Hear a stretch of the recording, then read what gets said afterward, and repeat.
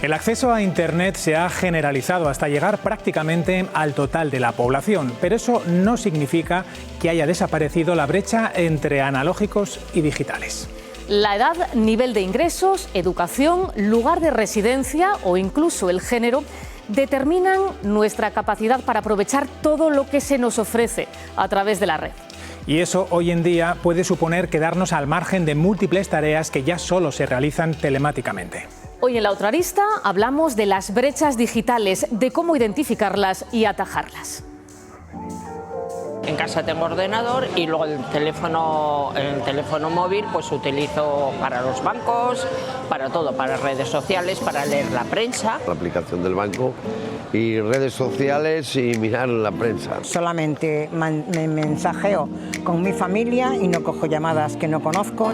Banca digital sobremanera, y luego como ando mucho por ahí, seguimos rodando por ahí con las motos y historias, pues lo usamos mucho cara a Google y toda esta historia, Google Maps. Lo uso para recibir llamadas o llamar, el WhatsApp también lo uso bastante y cero ya. Redes sociales, llamadas, un poco lo básico, fotografía sobre todo, y luego pues el ordenador sí que lo uso un poco más para estudiar, tipo Word, Internet, un poquito de inteligencia artificial también. TikTok, WhatsApp y poco más. Correo electrónico, mensajes con mi hija, con un grupo que tengo que es de teatro.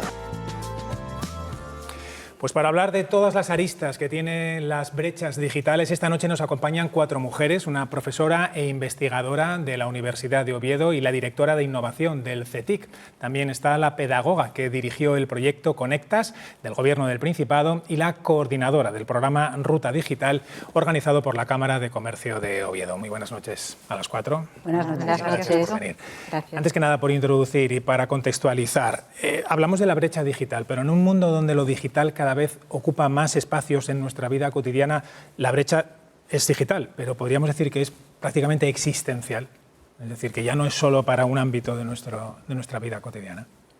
¿Quién quiere romper el fuego? No hay una brecha, hay muchas brechas, yo te diría. Por eso es tan cotidiana y por eso es tan profunda y por eso tiene importancia y relevancia el concepto de brecha digital. Hay brecha de acceso, el acceso a la conexión, el acceso a los equipos. Nosotros en Ruta Digital, el programa de la Cámara de Comercio, hemos ayudado a personas a sentarse por primera vez delante de un ordenador en el medio rural, porque nuestro programa estaba pensado para esa brecha de acceso y de formación en el medio rural asturiano, pero hay una brecha además de acceso y de formación, de usabilidad. Puedes tener el acceso, puedes tener la formación, pero si no tienes continuidad en el uso, pues seguramente como las lenguas olvides lo que aprendiste y dejes de utilizarlo. Me hacía gracia las opiniones que veíamos porque la mayoría estaban enfocadas hacia cosas que son de entretenimiento y de vida y sociales, pero sorprendería saber que casi 450 de nuestras certificaciones han sido el móvil, usos y aplicaciones, es decir, cosas muy básicas que creemos que todo el mundo utiliza, que sabe cómo añadir un contacto a un WhatsApp y no sabe. Es decir, brecha es un concepto amplio, con muchos vectores y además, efectivamente, como tú apuntabas, yo creo que tiene mucha profundidad. Claro, porque Internet no solo es entretenimiento, ahora mismo Internet son cosas tan cotidianas como, por ejemplo, pedir una ayuda. Si yo no tengo esa capacidad de acceso, me estoy perdiendo una parte importante Tiene la capacidad de revulnerabilizar a los vulnerables, aquellos que tienen dificultades de acceso, bien por formación, bien por conocimiento, o simplemente el hecho de no entender cómo es un proceso administrativo, supone que es un riesgo de revulnerabilizar a aquel que ya es vulnerable de partida. Desde CETIC, que preguntabas la parte asistencial, trabajamos mucho los sistemas ciberfísicos. Y la palabra ciberfísico quiere decir que hoy no hay una distancia entre lo físico y lo virtual. Hubo una época en la que a los niños había que explicarles que lo que pasaba en lo virtual sucedía en lo físico. Yo creo que eso lo seguimos teniendo que formar en esa línea, pero estamos viendo que ya nos damos cuenta, ¿no? que forma parte de nuestro día a día, en las redes sociales, lo vemos con problemáticas que suceden de pues, fraude, temas de ciberataques, pero es cierto que está moldeando una nueva realidad. Y con la llegada de la inteligencia artificial, pues esa realidad está siendo además disruptiva a nivel de amplificar y con los comportamientos, tanto los positivos como los negativos. ¿Estar al otro lado de esa brecha digital puede suponer un factor de exclusión social? Sí, claramente, porque si las personas no pueden acceder, por ejemplo, a una prestación porque desconocen o no tienen las competencias digitales suficientes, pues estamos generando una situación de exclusión. Hay que ver también, estamos en la otra arista, ¿no? Pues la otra arista de las brechas que bien explicaba María era que la propia administración no sea generadora de nuevas brechas. Y también lo apuntaba Jimena, el hecho de que tengas una resolución en casa que no entiendas por el lenguaje jurídico, porque sea muy complejo, está también generando brecha. Entonces hay que apoyar todos esos procesos de acompañamiento para que este tipo de situación estructural, que podemos decir, porque las brechas se tocan todas, son como muy poliédricas, pues las personas que están transitando, no me gusta hablar de las etiquetas y de los apellidos vulnerables, me rechina un poco, ¿no?, por el ámbito social. Entonces me gusta hablar de las personas que transitan una situación de vulnerabilidad, porque desde la intervención social así hacemos, que hagan un plan de gestión del cambio, que hagan un crecimiento personal para lograr salir de esos momentos de exclusión. Y desde luego el mundo digital es una brecha que hay que acompañar.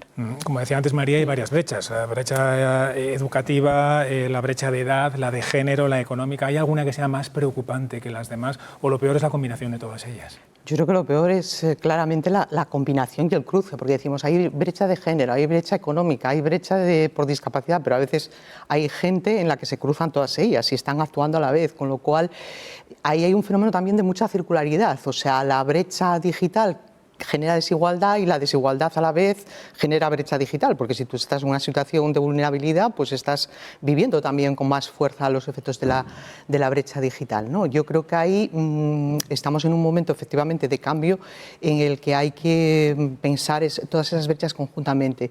Hombre, a mí si me haces elegir, pues claro, nosotros por ejemplo estamos estudiando en un proyecto con la ONG Ayuda en Acción la brecha digital educativa, ¿no?, que parece que no hay porque efectivamente en nuestros centros, pues hombre, tecnología sí que hay, acceso a la tecnología hay, pero también estamos viendo que hay grupos que tienen situaciones sociales que hacen que ese acceso a la tecnología no esté plenamente garantizado. Niños y niñas que tienen dificultades para poder hacer tareas educativas con tecnología. Yo creo que eso fue un fenómeno que afloró en la pandemia, pero que sigue estando ahí y que hay que trabajar, ¿no? Y luego, además del acceso y el uso que decíamos, ¿no?, está la que se llama la brecha de apropiación, ¿no?, o de la brecha de usos ya más sofisticados. Y ahí yo creo que habría que hablar también de la brecha de género, ¿no? Tenemos una brecha de género importante, donde las mujeres estamos quedando excluidas de sectores tecnológicos en los que nuestra presencia es mínima, y ancladas en los mismos sectores que estuvimos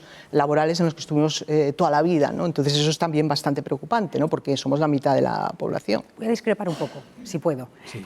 Primero, porque de los 4.000, casi 400 alumnos de Ruta Digital, 3.300, algo más, han sido menores y escolares. Con ellos en algunas formaciones han participado sus madres y padres, por ejemplo en uno de los cursos, el de ciberbullying, y en otros, los más adultos de bachillerato, han compartido aula con sus profesores en cursos, por ejemplo, de aprender a hacer prompting. Es decir, la brecha existe, pero la inquietud y el interés cuando hay una oferta de digitalización también existe. Sí es verdad que un porcentaje más alto del 50% de nuestros alumnos y alumnas han sido mujeres. Efectivamente, ellas también han tenido más interés, aunque la brecha, efectivamente, como tú dices, Aquilina, afecta más a las mujeres. Y sí que me gustaría darle la vuelta al argumento de la brecha como desigualdad, porque junto a la brecha hay un capítulo de digitalización, que son todos los proyectos que, como el nuestro, están financiados por la Unión Europea. La Unión Europea mide desde hace muchos años, en informes como Eurostat, cuál es el nivel de digitalización de las sociedades. Lo mismo que hace décadas se medía el nivel de desarrollo de las sociedades por alfabetización, el nuevo parámetro es la digitalización. Y para permitir avanzar a las sociedades en esa digitalización existen muchos proyectos como el nuestro, que acercan la posibilidad gratuita, financiada, de formarse. Y esa es una oportunidad de igualdad, que es justo lo contrario. Y a mí eso sí me gustaría destacar. Sí, hombre, es una oportunidad de igualdad, pero lo que está claro es que las cifras lo que nos están diciendo es que las mujeres no están en esos sectores tecnológicos. No es que no haya proyectos, pero o no tenemos lo suficientes o no nos están llegando lo suficiente, porque los datos que nos dan de mujeres trabajando en empresas tecnológicas es de menos de un 20%, o de empresas que tienen mujeres trabajando en el sector de la tecnología, el ONSI dice que son un 6% de empresas. Entonces, algo nos está fallando, porque porque proyectos hay, no digo yo que no haya, pero... distintos rangos de edad y distintos rangos de formación, son yo estoy de distintos acuerdo niveles. Que una cosa es el acceso y otra cosa es la apropiación. Acceso, efectivamente, las mujeres... El acceso es prácticamente universal. Todo el mundo puede acceder a Internet ahora, aunque sea a través del móvil, ¿no? Se puede acceder a Internet y hay una diferenciación que además comentaste, María. La alfabetización la vimos en 2007 con la llegada de Internet. Estamos en otro momento muy similar, con una diferencia. Aquí el problema no es usarlo, sino entender lo que se está usando y utilizarlo de tal forma, apropiación, para tus fines en la vida diaria. Ya no es una cuestión de si puedo entrar en Instagram y puedo ver unos anuncios, sino si puedo acceder a la administración electrónica o si puedo quedar excluida dentro de un derecho fundamental o si no puedo acceder a profesiones bien pagadas. Está claro que los datos de ONSI y respecto a brecha de género ni siquiera se están planteando. Los datos que nos vienen a nivel internacional prácticamente son de Estados Unidos. No estamos viendo la mitad del mundo, por no decir casi todo el mundo, porque Estados Unidos no es todo el foco, pero sí que es cierto que son una potencia a nivel de modelos de transformación tecnológica y de empleabilidad. Hay una brecha, nosotros la vivimos. Es muy difícil, llevamos años trabajando en proyectos como Más STEAM para promover el espíritu y la necesidad de involucrar a las mujeres en carreras tecnológicas, pero también estamos viendo otra cosa. Las humanidades, las ciencias sociales no incorporan en sus currículums absolutamente nada de tecnología. Y es ahí precisamente donde tenemos un volumen de población femenina muy alto. Hablaremos de educación enseguida. Vamos a fijarnos ahora en una de esas brechas, una de esas desigualdades, la que tiene que ver con la edad de las personas. Vamos a poner datos a la brecha digital etaria. La mitad de los españoles de más de 75 años son usuarios de Internet. Es un 16% más que hace 5 años, según el último informe del Ministerio de Transformación Digital. Patricia. Y entre las personas mayores que usan las nuevas tecnologías existe un perfil claro. Un hombre de entre 75 y 84 años, residente en zona urbana con estudios superiores e ingresos altos. Asturias es la tercera comunidad autónoma con mejores porcentajes de uso, por encima del 45% tras Madrid y Cataluña. Además, casi el 10% de los mayores que residen en Asturias usa Internet para realizar compras. Estamos por encima de la media nacional, que es del 7,4%. Y por último, a partir de los 75 años, 4 de cada 10 asturianos usa con frecuencia las aplicaciones de mensajería instantánea, un porcentaje que desciende significativamente con los servicios bancarios. Asturias se sitúa en la mitad de la tabla con un 18%. ¿Y le das al clip, al imperdible o...? A la resistencia. Sí, a la resistencia, sí. Se llama Comparte, es el primer año que lo hacemos, porque además de luchar contra la brecha digital, también intentamos luchar contra la soledad no deseada. Llevamos desde principios de enero y terminamos ahora en junio. Lo hacemos aquí en el Centro de Mayores de Las Meanas y lo hacemos también en el Centro Sociocultural de Llaranes. Ponemos un máximo de 15 personas por taller y siempre se llena, incluso hay lista de espera, porque lo que intentamos es que si alguien no puede venir a un taller, pueda venir a otro y que todos los talleres sean como individuales, que cada persona pueda decidir venir a un taller y poder resolver sus dudas y sus problemas. Aprender a usar el WhatsApp de manera adecuada, mandar fotos, mandar vídeos, Astur Salud, la clave PIN del móvil, que es una cosa que ahora te piden para casi todo. La clave está para entrar en Hacienda, para entrar en el certificado digital. Las apps del banco también, la tarjeta y la CTA también. Saber utilizar la app, recargarla por la app. Jolín, yo la cargaba en el kiosco debajo de mi casa, pero ya no la tienen para cargar. Entonces es como, vale, pues online se carga así. De todas formas, para mí eso es muy complicado. Muy complicado. Tenemos gente desde los 15 años hasta los 30. Y son todos voluntarios y voluntarias. Te dicen los tres, este va bien en 2 minutos, la línea, la vía y todo. Los más jóvenes siempre es como por la cosa de querer hacer cosas nuevas, de saber hacia dónde va el rumbo de su vida. Yo, por suerte, soy uno de los que más sé, porque de hecho estudio informática. Hay gente, por ejemplo, sabe más y se quiere meter ya en inteligencia artificial. Y luego hay gente que igual su carrera o sus estudios tiran por una manera específica, ya sea para la educación o para el cuidado de personas mayores o personas dependientes, y entonces les interesa mucho hacer este tipo de voluntariado porque al final es una práctica laboral para ellos y para ellas, que es un voluntariado en el que ves que con un poquito estás haciendo mucho por esa persona. Entonces es muy gratificante para ellos también. Para grabar el audio de tu hija, o sea, tu nieta, así, para arriba, si no quieres estar sujetando el audio. Vivo con mi abuela de toda la vida y hay veces cosas que no sabe. Entonces, claro, siempre me gusta, como igual que la ayuda a ella, pues a más gente para que no necesite a nadie, para temas de hacer sus cosas, ya sea mandar un mensaje porque quiere hablar con su familia o cualquier otra cosa. En el momento que adquieren soltura es como todo lo que el móvil me pueda dar, enséñamelo porque quiero poder usarlo al máximo posible.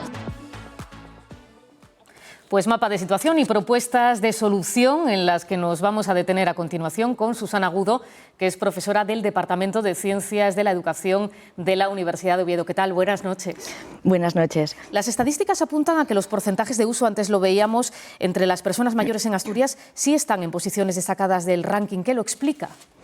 Bueno, Asturias tiene muy buenas posiciones por dos motivos principalmente.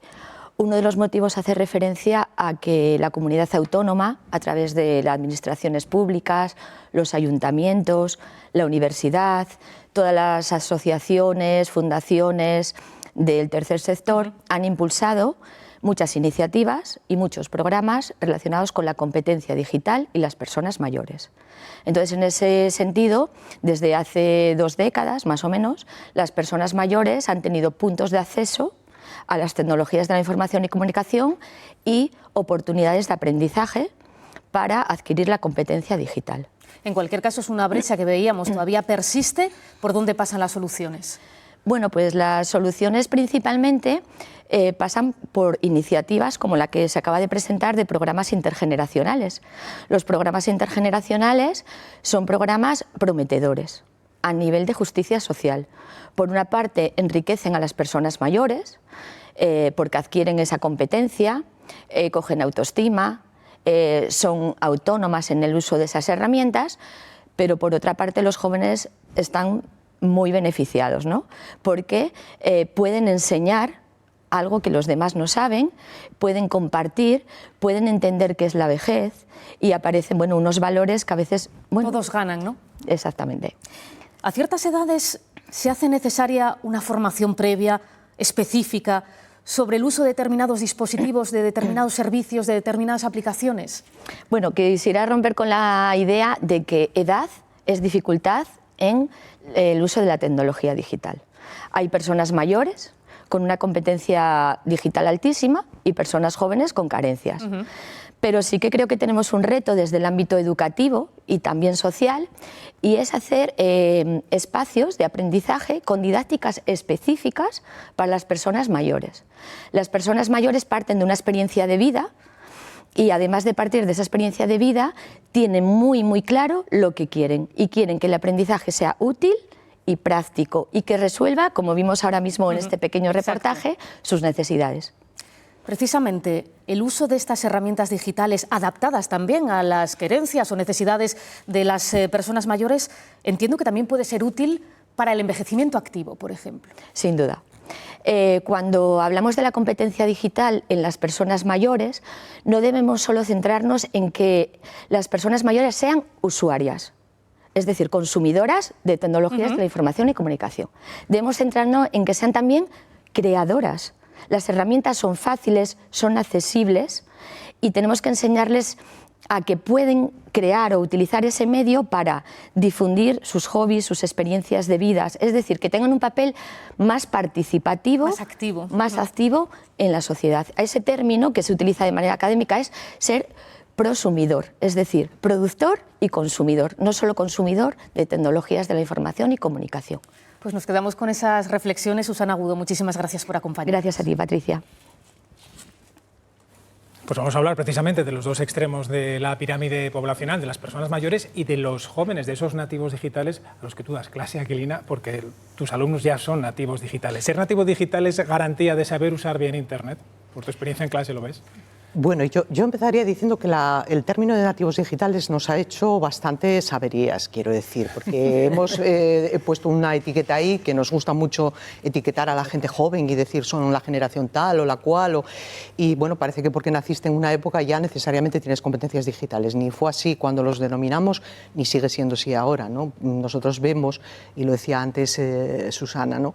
Vemos estudiantes en primero que tienen dificultades importantes de alfabetización digital básica, o sea, de que sí, claro, el problema es que nos despista un poco el hecho de que ellos y ellas son muy hábiles en la tecnología de comunicación entre iguales, en la comunicación para el ocio, saben hacer un TikTok que yo a lo mejor no sé hacer, ahora ya lo sé hacer, pero en su momento no sabía, y entonces tú crees, tienes ahí como el espejismo de que son habilísimos, pero luego a la hora de verdad hay aplicaciones básicas que no saben realizar o no saben distinguir un navegador de un buscador, todavía lo comentábamos hace poco con un colega, y no digamos ahora que tenemos en pleno auge la inteligencia artificial, ¿no? Que de eso podemos hablar luego, pero ahí se nos están planteando también problemas muy importantes a la hora de ver qué uso se está haciendo de esa herramienta, que yo no la llamaría una herramienta, también ahí quiero discrepar, porque es algo más que una herramienta es un martillo, pero el martillo no da golpe solo, y la inteligencia artificial puede funcionar por sí misma, sí, hay que saber utilizarla, hay que saber manejarla, pero lo que tenemos es una irrupción total en el ámbito educativo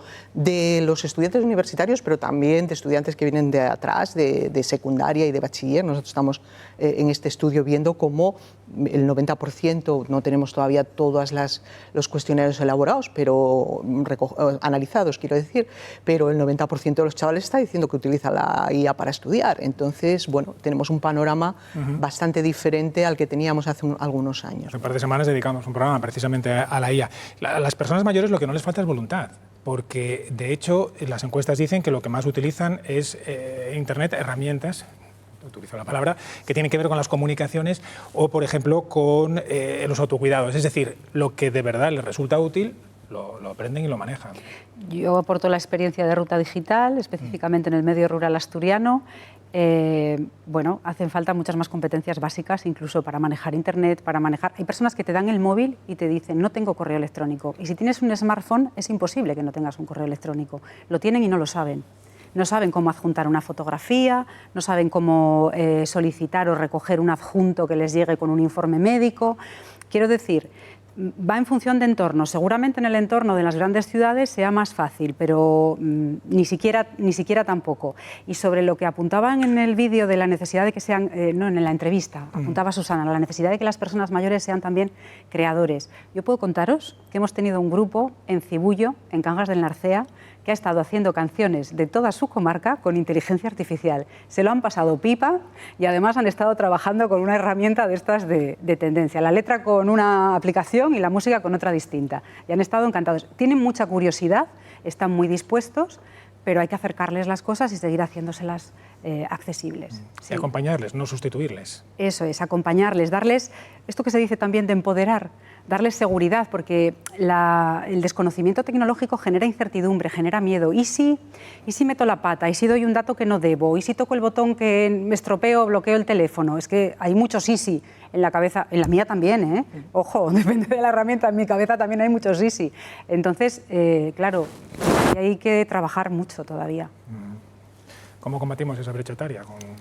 Yo creo que las brechas etarias son muchas y múltiples, no solamente digitales. En CETIC comprendimos hace tiempo que la alfabetización tiene muchas vías de trabajo, desde el punto de vista como en Rural Digital o en Conectas, que son proyectos donde vas enseñando a la persona a que vaya adaptándose a un nuevo proceso de vida.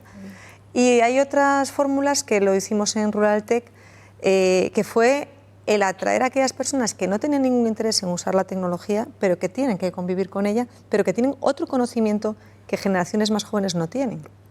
En el medio rural tenemos una pérdida de conocimiento que por mucho que la digitalización avance y la inteligencia artificial genere, no está, porque está en el lenguaje oral, está en la tradición, está en la historia no materializada, y hicimos un espacio intergeneracional, lo llamamos así porque no sabíamos cómo llamarlo, pero en realidad es una comunidad digital donde estamos promocionando que los menores apoyen con sus habilidades digitales en la reconstrucción de una historia que desconocen, y donde los que aportan el conocimiento y son prosumidores son las personas mayores, que no necesariamente tienen que utilizar la tecnología, pero sí que ven cómo la utilizan sus menores, y en torno a una comunidad empiezan a entender una solidaridad intergeneracional que además fluye y que tiene resultados y productos.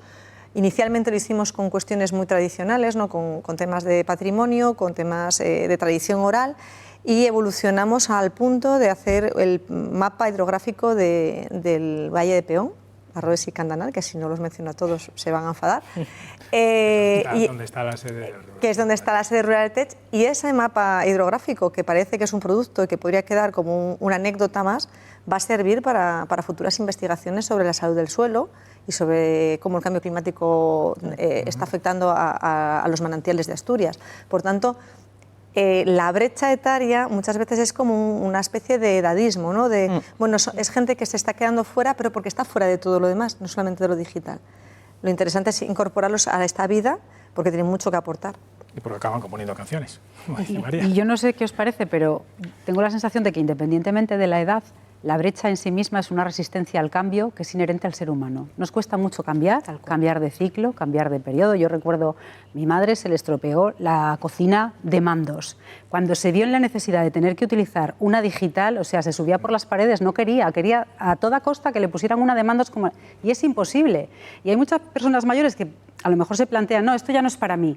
No es optativo. En otros momentos, otros cambios igual han sido optativos, pero este ya no es optativo, porque además es muy rápido, va muy rápido, y entonces el tamaño de la brecha aumenta exponencialmente. ¿En este campo no tenéis la sensación de que quizás teniendo la tecnología pensamos que ya está todo resuelto? Pienso, por ejemplo, en el sistema educativo. Lina, desde la pandemia a hoy, hablo de Asturias, que es el contexto que mejor conocemos, los centros educativos se han llenado de aparatos tecnológicos, de ordenadores personales, de tablets, de pizarras digitales.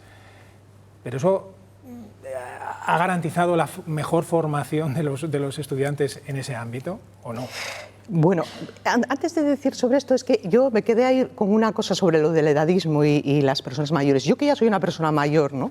Digo, a veces tenemos muchos clichés sobre las personas mayores, ¿no? Porque estamos dando por hecho, igual que hacemos con los jóvenes, que son nativos digitales, que los mayores somos inmigrantes digitales, y no necesariamente. Puede haber gente mayor como yo, que yo ya soy mayor, que bueno, pues tiene unas competencias digitales brillantes. A lo mejor no somos la mayoría, pero hay que mirar eso un poco con lupa, ¿no?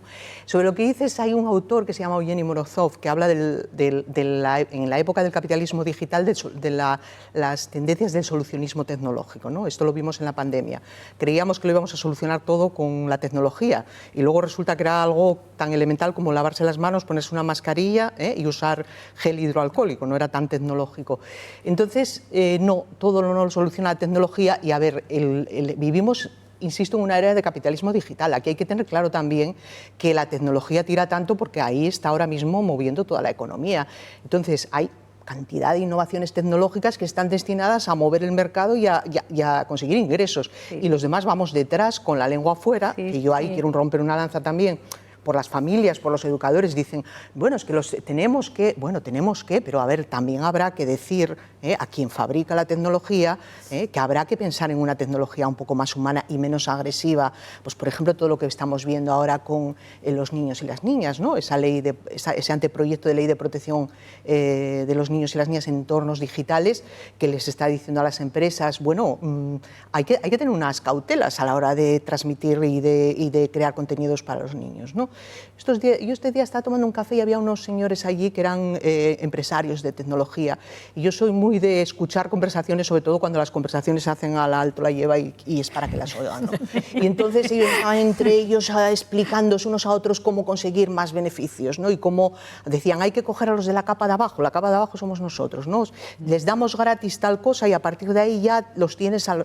Bueno, esto nos lo dieron gratis, cuando empezamos a llevarlo. Pero hay que hablar de eso, hay que hablar también de que las empresas aparte de ganar dinero con la tecnología, tienen también responsabilidades con los usuarios, con las madres, con las familias, con los centros, y que es verdad que nosotros a lo mejor no hacemos bien nuestro trabajo, pero también es verdad que nos llevan a uña de caballo, porque claro, hay mucho dinero detrás de todo esto. En el programa de la inteligencia artificial aquí se dijo, ahora es gratis, pero va a dejar de ser gratis. Hombre, claro, y nos van a cobrar lo que está, hace rato lo bueno ya no es gratis. Hay una diferencia, tú tienes el ChatGPT y sí, la versión barata son 20 euros, pero la buena son 100 y pico de euros al mes. Ya que hablamos de dinero, vamos a hablar ahora de otra brecha, vamos a ir avanzando la económica. Hemos apuntado que los recursos económicos constituyen un factor determinante, tanto en el acceso a Internet como en la disponibilidad de equipamientos informáticos. Un escaso 4,5% de las viviendas españolas carece de conexión digital, pero en 1 de cada 4 de esos hogares no hay ordenador, Patricia.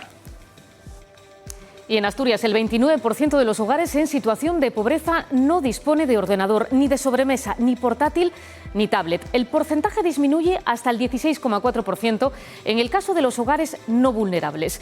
El 9% de las familias asturianas con bajos recursos tampoco dispone de acceso a Internet en casa.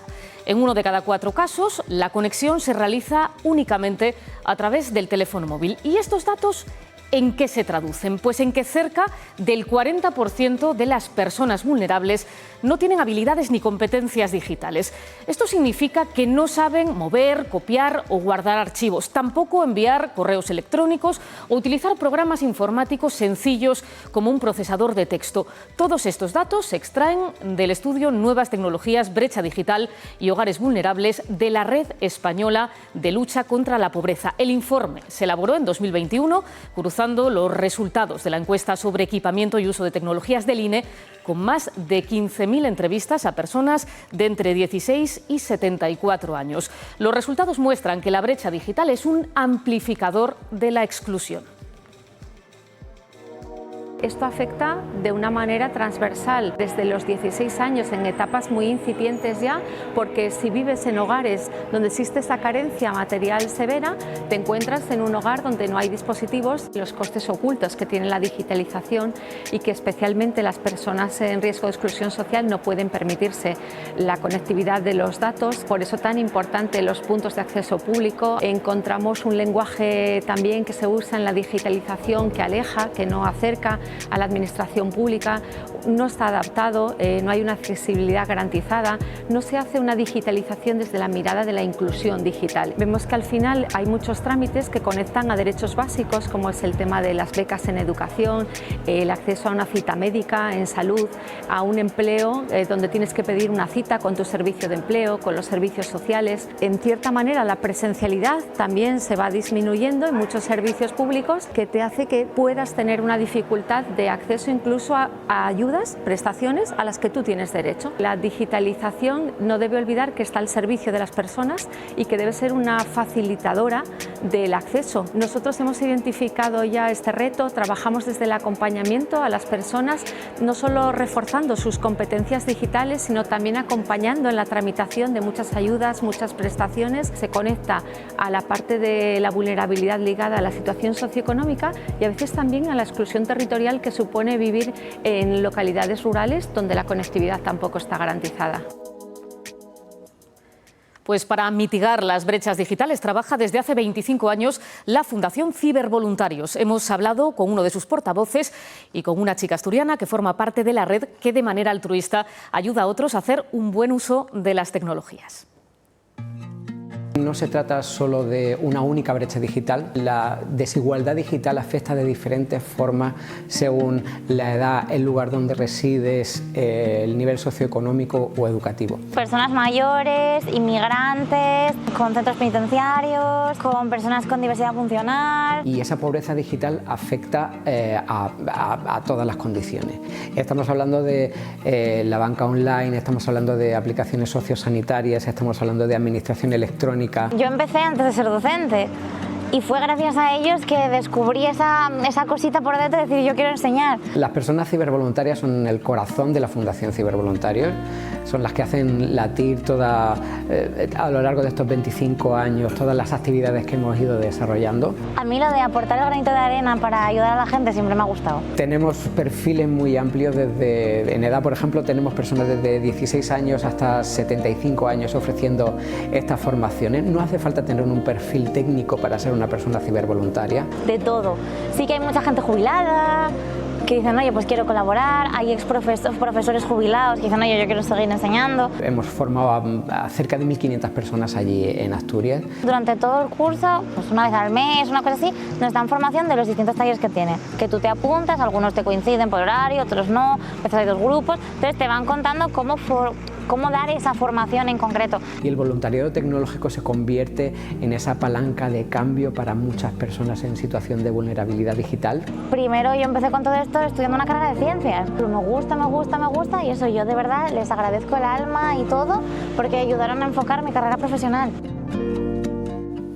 Bueno, pues para combatir precisamente esa brecha económica, en el año 23 el Principado puso en marcha el programa Conectas, que tenía un enfoque eminentemente práctico para tratar de trabajar con colectivos vulnerables y acercarles a este mundo. Y aquí está Silvia, que es una de las personas que trabajó en ese programa. ¿Qué resultado tuvo?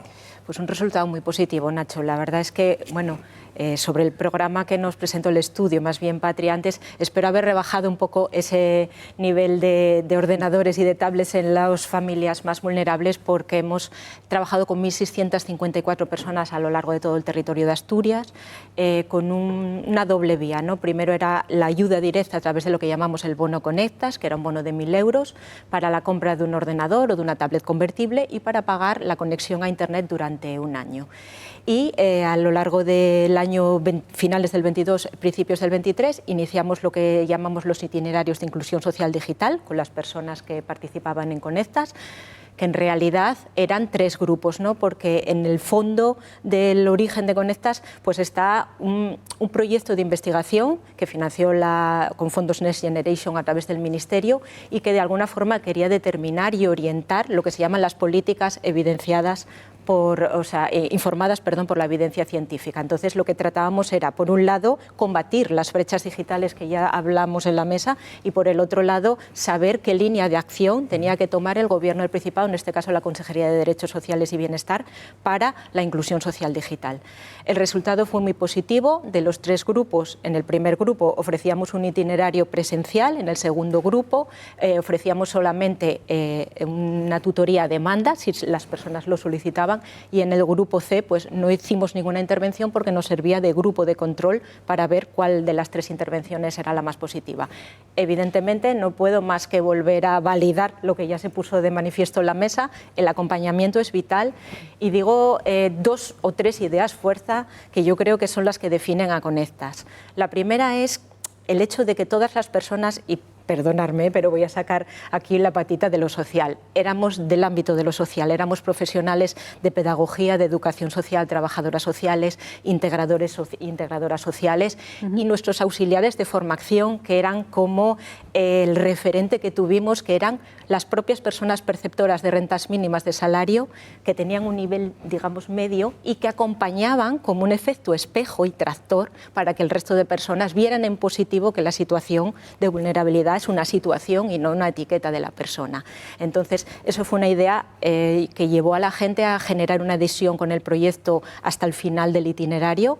No perdimos prácticamente, la mortalidad fue muy pequeña, casi ínfima, y hay otros 2 aspectos que yo considero clave, que es el haber hecho unos materiales ad hoc para ellos, ¿no? Teníamos unos materiales preciosos, extraordinariamente bonitos, elaborados con un avatar. Ahí intentamos, no era IA, pero era un avatar así un poco más casero, que se llamaba Tina camina contigo, y en la que podíamos despersonalizar justamente lo que trataba antes María. Yo no sé usar el ratón, yo no sé... Entonces, no eres tú el que estás diciendo no sé, ¿no? Porque a todos nos cuesta, es como cuando vas a una entrevista de empleo y te preguntan el nivel de inglés que tienes y dices, bueno, voy a decir medio y ya lo apañaré, ¿no? No, es que era Tina, que de repente a través de un storytelling que íbamos montando sesión a sesión con las 23 sesiones que trabajamos con ellas, la que de repente pues estaba haciendo el camino, ¿no? Un camino por Asturias, una ruta guapa por los pueblinos de Asturias, y de repente tenía que echar una oferta, pero no había renovado la demanda. Pues vamos a ver cómo... Entonces, todo estaba guiado por el avatar y por la historia. Y es un poco pues, el ver que estas personas que tienen ese miedo y que es ese proceso de gestión del cambio, en mi pirámide de Maslow, las necesidades ahora mismo son las más perentorias, ¿no? El tener acceso a una prestación, el poder pagarme la hipoteca, pero también la tecnología puede ayudar a que salgas de esa situación y avanzar. La mala noticia es que se hizo en el 23 y no se repitió. Y antes lo comentaba María, este tipo de programas conviene que no se dejen porque Sí. no te garantizan que las personas beneficiarias luego ya tengan resuelto este problema, ¿no? Falta reincidir en las oleadas. En el caso de Ruta Digital, el proyecto está adscrito al área de reto demográfico en el Gobierno del Principado de Asturias, porque se entiende que la digitalización es una herramienta para fijar población en el territorio. ¿Cómo? Porque acerca servicios y recursos educativos y acerca y posibilita recursos económicos y que no tengas que desplazarte de tu entorno si no te apetece para hacer un trámite, porque también puedes hacer prácticamente todos los trámites online. Entonces, en esa filosofía nace Ruta Digital. Nosotros hemos llegado en los últimos 11 meses a casi 4.400 alumnos y hemos obtenido 15.030 certificaciones, microformaciones que son como píldoras de 7 horas y media, que son muy prácticas y que se han adaptado también a distintos públicos, no solo jóvenes, adultos. Hemos estado también en centros de diversidad, hemos trabajado en Orione, en Emburria, en el CAI de Canero, en Fraternidad. Quiero decir que no hemos dejado nada pasar, que hemos llevado, pero siempre a demanda, no moviendo a la gente de su entorno, sino yendo nosotros con los recursos para facilitarles ese acceso. Esa yo creo que también puede ser una de las claves de estos procesos. Sí. En la zona rural, ¿qué determina más la falta de, bueno, el poco acceso a Internet? O sea, los problemas técnicos o el precio que tienen que pagar o la velocidad al final desanima. Hombre, la conectividad está claro que por mucho que digamos que en Asturias hay conectividad 100%, la orografía lo impide. Nosotros Entonces, no hemos tenido un solo fallo, perdona que te interrumpa, existe tecnología y además es barata y dueña de un señor multimillonario norteamericano que tiene como estrellas fugaces volando por el cielo. Efectivamente. No falla nunca, es increíble, ves cielo y te conectas allá donde Estamos hablando de los hogares. Para tener Starlink tienes que tener una antena de Starlink que vale un dinero y que además hay que saber conocer la tecnología. A nivel de usuario personal, en algunos casos no pagas ni por la antena, pagas por el servicio, no pagas ni por el aparato. La tecnología en Asturias tiene un problema de conectividad y está evidenciado simplemente, ya no hablamos del medio rural, hay zonas que son opacas, el concejo de Illas tiene una zona claramente y está a muy pocos kilómetros de Avilés, que tenemos que ser conscientes que es una brecha, pero no es la única brecha, hay brechas de transporte, hay otro tipo de brechas. La tecnología tiene una brecha que es el acceso a servicios, pero también puede dotar de servicios a sitios donde no los tienen. Entonces, la dificultad es poder analizar los territorios en función de sus brechas, pero no desde un único punto de vista. En el medio rural hay afecciones de todo tipo.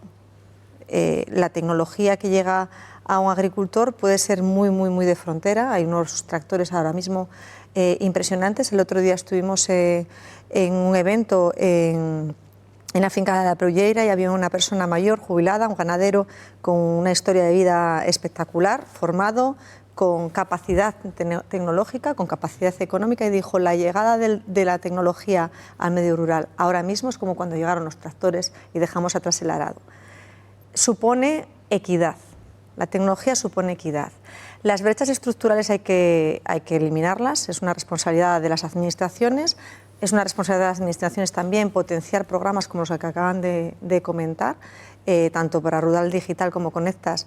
Tengo que valorar muchísimo, especialmente Conectas, porque el valor humano que hay en la Consejería de Derechos Sociales y Bienestar y la capacidad de asumir competencias que a lo mejor no les corresponden es brutal. Ahora mismo la ley, la normativa que regula la inteligencia artificial está analizándose con la norma Omnibus para analizar si la Administración era responsable de formar a sus ciudadanos, que a veces se delega también en el ámbito de educación, cuestiones que tienen que ver con la ciudadanía digital.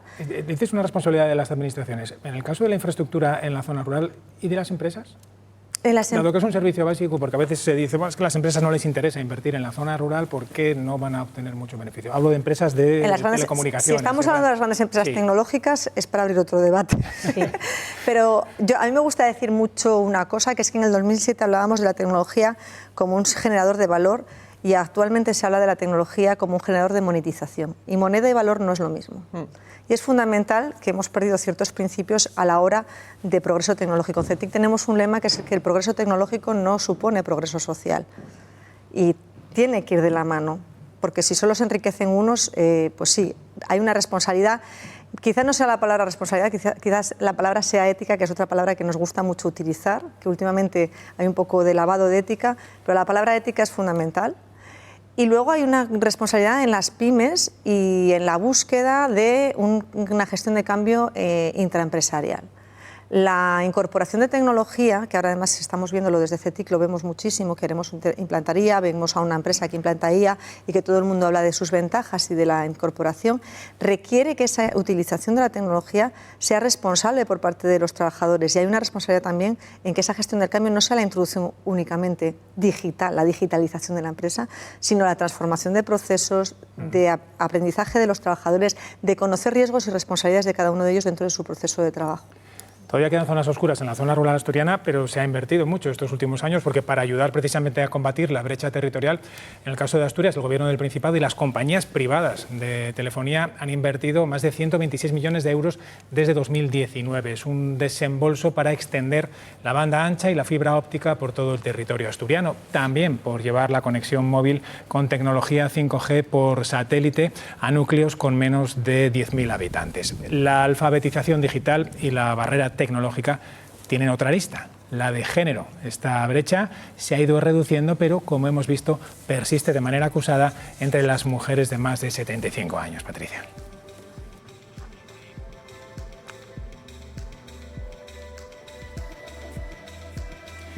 Casi el 96% de las mujeres de cualquier edad usa Internet al menos una vez a la semana, según el informe de 2026 editado por el Observatorio Nacional de Tecnología y Sociedad. Este porcentaje desciende hasta casi el 41% entre las mujeres a partir de los 75 años. Entre hombres de esa franja etaria hablamos de un 45,5%. Es más, el 53% de las mujeres de edad avanzada, 5 de cada 10, nunca ha usado Internet, frente al 44% de los hombres. Hemos hablado precisamente con dos mujeres de 28 y de 57 años que completaron las 100 certificaciones que durante este curso ha ofrecido el proyecto Ruta Digital, que coordina nuestra invitada María Blanco. Un programa financiado por la Unión Europea por el que han pasado más de 4.000 alumnos, la mitad mujeres, ya lo decíamos antes, de más de 70 concejos.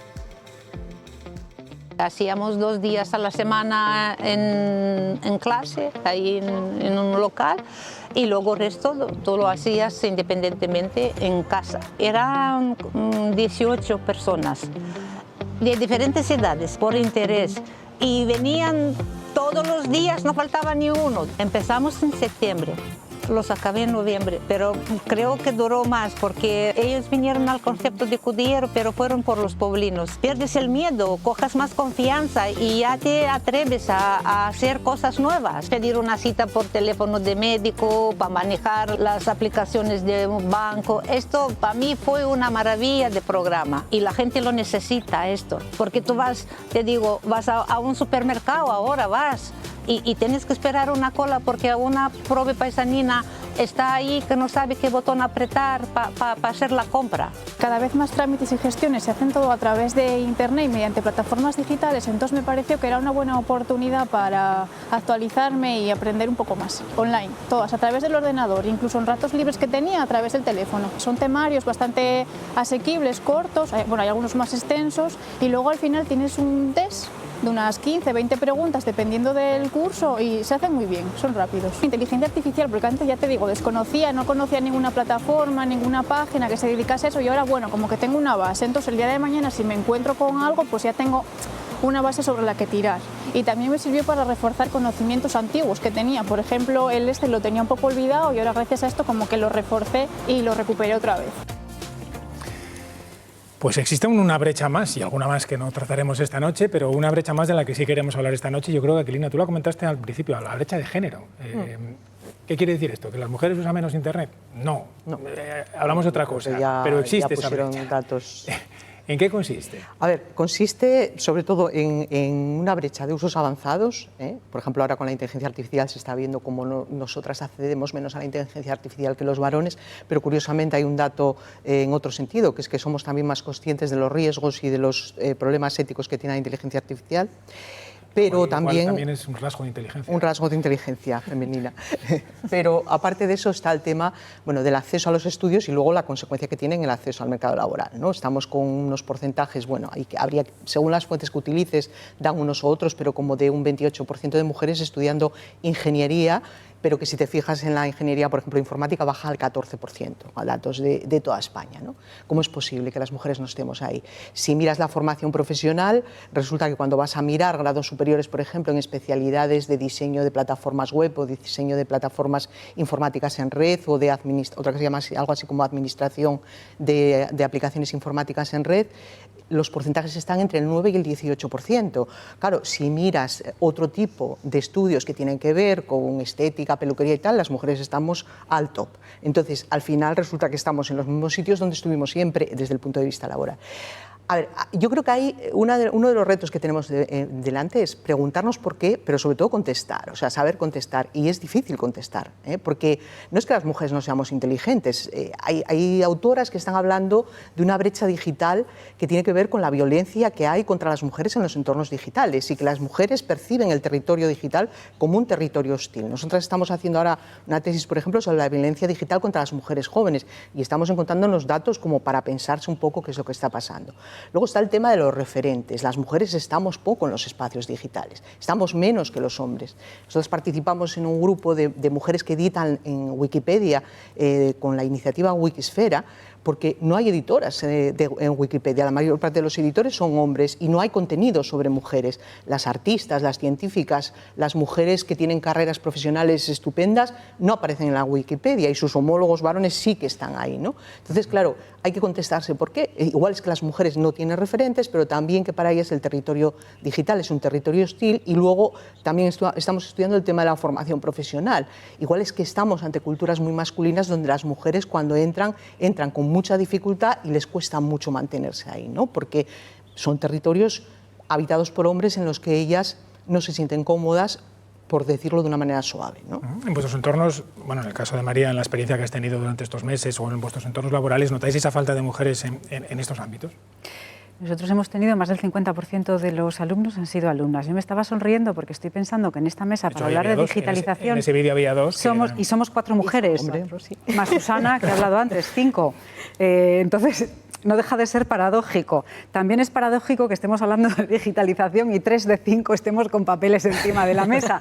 Pero bueno, es que la vida es así. Sí. Lo que me cuesta más es encontrar, pero vosotras seguro que tenéis la clave, la conexión entre manejar herramientas digitales y elegir carreras STEM.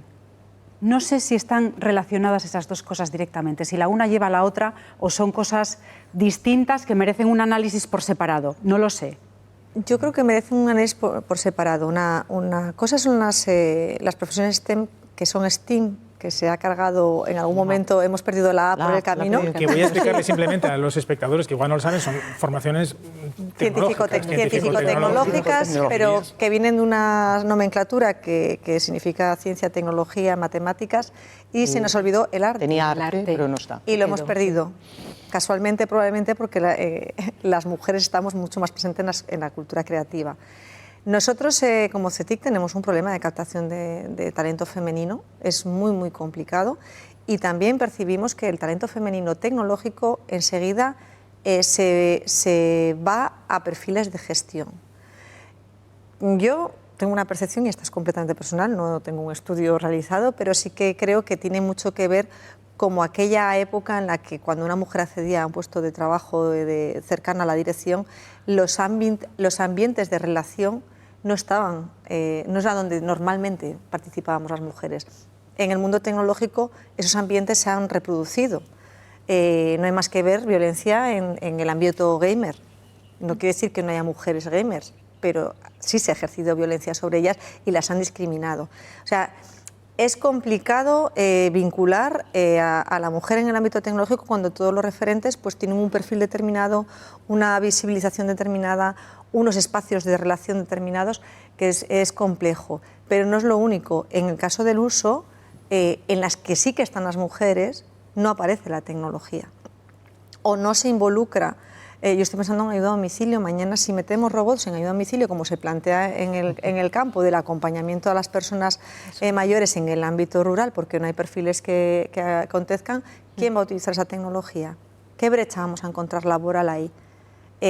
Hay profesiones en las que la tecnología ni está ni se le espera y no puede quedar fuera porque va a volver a haber otra brecha más, que va a ser la laboral, de profesiones en las que hay empleabilidad. Entonces, es un fenómeno muy complejo, es interseccional, tiene muchos factores que afectan, es realmente complicado y desde luego lo que tenemos claro en CETIC es que la participación solamente de una parte de la población va a generar más brechas.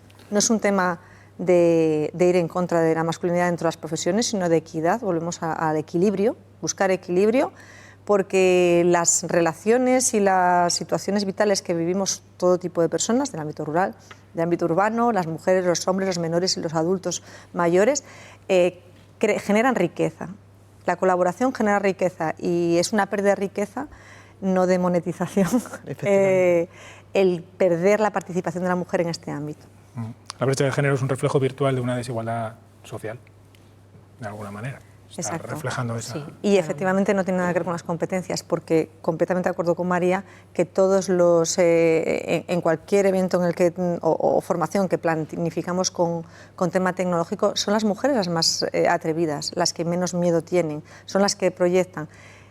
También hay una cierta relación con la parte oral de la comunidad, de la mujer, ¿no? De que nos gusta todo aquello que tiene que ver con la comunicación. También es una tradición que llevamos en las espaldas y tiene mucho que ver en la influencia. Si a mí me ayuda a comunicarme, ¿cómo no lo voy a utilizar?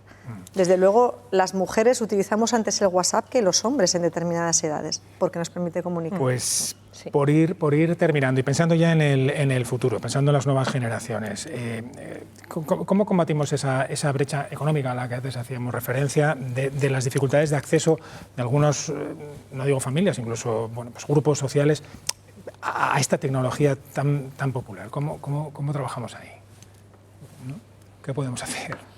Yo creo que continuar al menos con los programas que... Hablo de economía, hablo de dinero, claro, de dinero, no solo de formación, sino de decir... Pero seguir invirtiendo, ya que hablamos de dinero, pues yo solicito inversión, ¿no? Como siempre, seguir invirtiendo en este tipo de programas que llegan a toda la ciudadanía, que llegan a todos los espacios, vulnerables y no vulnerables, y esa es la fórmula, seguir acompañando, invirtiendo y generando nuevos procesos de cambio que hagan pues que cada vez las chicas quieran adentrarse más en los mundos tecnológicos, que las familias tengan acceso a Internet, etcétera. O sea, hay que seguir con los programas que ya tenemos cierto éxito y continuar con ellos.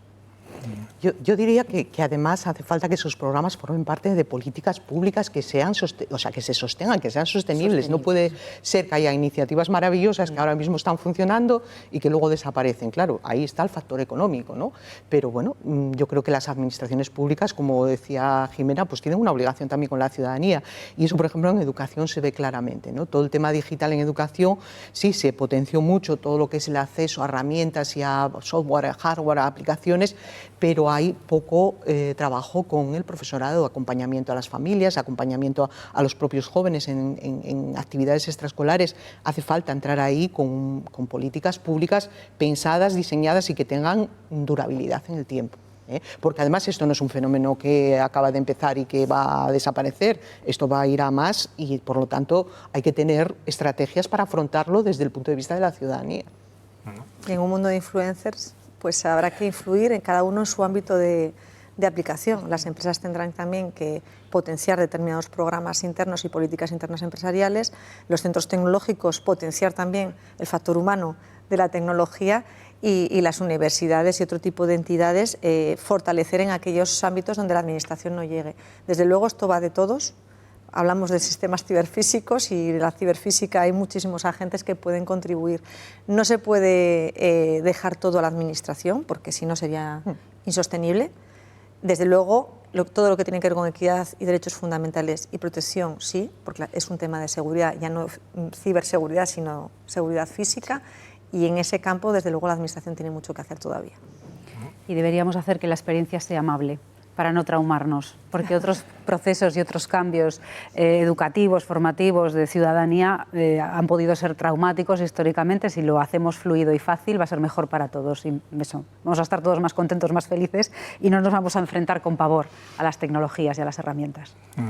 Pues inversión pública, que no gasto público. Ahora hay otro debate, ¿esto es gasto o es inversión? Es inversión, claramente, eso pues, da para otra... Sí, daría para otra... Claramente, sí, a mí me parece que es una inversión. Todos los procesos tecnológicos históricamente han supuesto un cambio social asociado, en muchos casos, traumático. En este caso, los analistas dicen que el trauma no va a venir para la parte física de la mano de obra, sino que los que más pueden sufrir son los perfiles profesionales asociados precisamente ya a las tecnologías. Esto va muy rápido, no podemos esperar mucho más a empezar a adoptar medidas para que ese cambio no sea traumático. Y el territorio visto en su conjunto, aquellos territorios que apuesten por la inversión van a estar posicionados competitivamente respecto a otros territorios en un momento global bastante complejo.